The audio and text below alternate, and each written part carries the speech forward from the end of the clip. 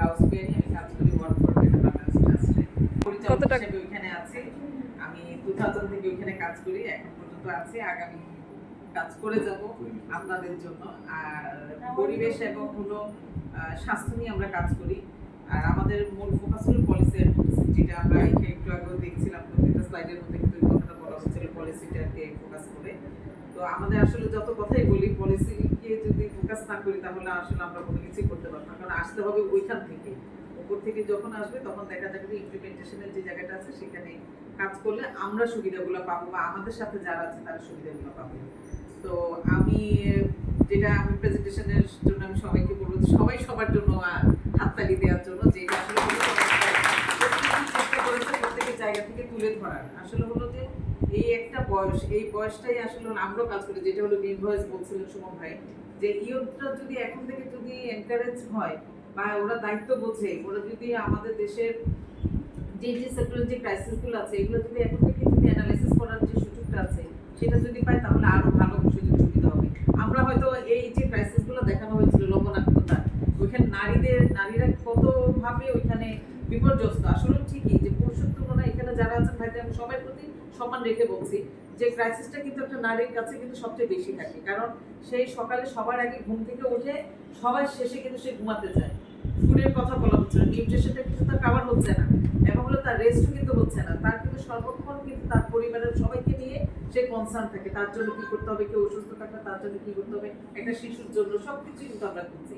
কিন্তু এই যে নারীর কথা আমরা বলছি, নারীর সকল জায়গায় নারীকে উপস্থাপনের যে জায়গাটা আছে সেটা হলো নারীর মতামত গ্রহণ, সিদ্ধান্ত নেওয়ার যে জায়গাটা, সেখানে আসতে হবে। এখানে আপনারা যারা আজকে প্রেজেন্টেশন দিয়েছেন তারা কিন্তু একটু ভয়ে ভয়ে কেউ কিন্তু ছিলেন, কিন্তু আপনাদেরকে কি করতে হবে, আরো বেশি আত্মবিশ্বাসী হতে হবে, তাই না? কথা বলতে হবে, ভয়েস রেজ করতে হবে, শুধু আমাদের এই কয়জনের জন্য না, আমাদের পিছনে আরো অনেকে আছে, তারা যেন সেই সুযোগগুলো পায়, সেই সুবিধাগুলো যেন পায়, তাদের কথাগুলো যেন আমরা বলতে পারি, বিভিন্ন ফোরামে কথা বলতে পারি। যে ক্রাইসিসগুলো হচ্ছে, নারীদের বিভিন্ন ধরনের জটিলতা, বিভিন্ন ধরনের ডিজিজের সমস্যা হচ্ছে, আপনারা নিজেরা এত সুন্দর করে কথাগুলো তুলে ধরছেন, এটা আমি নিজেই খুব প্রাউড ফিল করছি। এই কারণে, কারণ নারীরাই নারীর কথা বলবে। আর সেই সাথে হলো আমাদের পুরুষ ভাইরা যারা আছেন, পুরুষ সদস্যরা যারা আছে, তারা নারীদের কাজে সহযোগিতার হাত বাড়াবে। আমরা যে কাজটা করি আমাদের সংগঠন থেকে, নারীর কাজের আর্থিক মূল্যায়ন, নারীরা যে গৃহস্থালিতে যে কাজগুলো করে সেটা কিন্তু প্রত্যেকটা ভ্যালু আছে, তাই না? আমরা হয়তো আজ বাইরে বসে কাজ করছি, আমরা মাস শেষে একটা অ্যামাউন্ট আমরা রিসিভ করে দিই কন্ট্রিবিউটর হিসেবে, কিন্তু আমার বড় বোনটা যারা সকাল থেকে রাত পর্যন্ত কাজ করতে, প্রত্যেকটা কাজের কথা আমরা হিসাব করি, সে কতটা কন্ট্রিবিউশন করছে। তার জন্য আমি কি করবো, আমি তাকে অর্থ দিব না, কিন্তু তাকে রেসপেক্ট করবো, তার সময়ের মূল্যায়ন করব, তার যে মতামত গ্রহণের যে জায়গাটা আছে তাকে সেই সুযোগটা করে দিব। তাতে কি হবে, সে আরো বেশি আত্মবিশ্বাসী হবে, আরো বেশি কন্ট্রিবিউট করবে আমার পরিবারে, আমার সোসাইটিতে, আমার রাষ্ট্রে। তো আমরা যদি প্রত্যেকের হাত ধরে ধরে যদি আমরা নারীরা যদি এগিয়ে আসি, নারীদের কথা বলি, তাহলে দেখা যাবে যে আমাদের সুন্দর একটা বাংলাদেশ, নারী বান্ধব বাংলাদেশ না, আমরা সবাইকে নিয়ে আমরা কাজ করব। তো আমার কাছে মনে হচ্ছে যে আমরা কাজ করব, আমি সিডব্লিউএফ, গ্রিন ভয়েস, বার্সিক এবং আমরাও যারা কাজ করছি একসাথে, আপনারা যারা আছেন, আমাদের হাত মনে হয় আরো বেশি প্রসারিত করতে হবে, আরো বেশি স্টুডেন্টদেরকে আমরা সাথে নিয়ে আসবো, যারা হলো কিন্তু আমরা এখানে যারা আসছে প্রত্যেকের পরিবারে ফিরে যেয়ে যদি একটু একটু করে কন্ট্রিবিউশন করি তাহলে দেখা যাবে কিন্তু অনেক দূর কিন্তু আগাবে, তাই না? আমাদের রিলেটিভসরা আছে, তাদের সাথে আমরা কিন্তু এই কথাগুলো বলবো। অনেকে হয়তো এগুলো নিয়ে ডিসকাসই করে না, কারণ হলো আমরা এখন ডিভাইসের যুগে চলে আসছি, আমরা ডিভাইস কেন্দ্রিক কথা বলি, কিন্তু এই যে প্র্যাকটিক্যাল যে সমস্যাগুলো আছে এগুলো যদি আমরা কথা বলি, আমাদের বাসায় যারা হলো আমাদের হেল্পিং হ্যান্ড হিসেবে আছে, আমরা কি কখনো তাদের সাথে কথা বলি, তার সেই কোথা থেকে আসছে, এখানে কিন্তু ভালনারেবল গ্রুপ কিন্তু তারাও, তাই না? এসে কিন্তু সে ঝিয়ের কাজ করে, আমরা দেখি বিভিন্ন সোসাইটিতে দেখি যারা কাজ করে তাদের কিন্তু ব্যাকগ্রাউন্ড কিন্তু অনেক ভালো।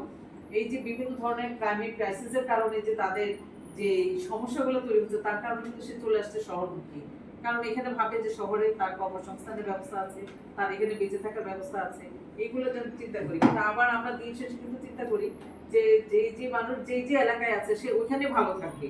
আমাদের সরকার যেন সেই জায়গার কথাগুলো যেন ভাবে, ডিসেন্ট্রালাইজেশনের কথা যেন ভাবে, যে নারীটা, যে পুরুষটা তার এলাকায় থেকে সে তার ওইখানেই কাজ করবে, তার নারীর প্রতি যে টান, নারীর প্রতি যে টান করতে, সেটা হলো তার এলাকা, সেই টানটা যেন তার থাকে, সেই জায়গা যেন সে কাজ করতে পারে, আর সবার জন্য কাজ করতে। সোসাইটি শুধু আমার একার জন্য না, আমার এখানে প্রতিবন্ধী অপ্রতিবন্ধী ব্যক্তি অনেক মানুষ থাকে না আমাদের সমাজে, তাদেরকে নিয়ে আমাদের ভাবতে হবে, তাদেরকে নিয়ে কথা বলতে হবে। আমি সবাইকে ধন্যবাদ জানাচ্ছি।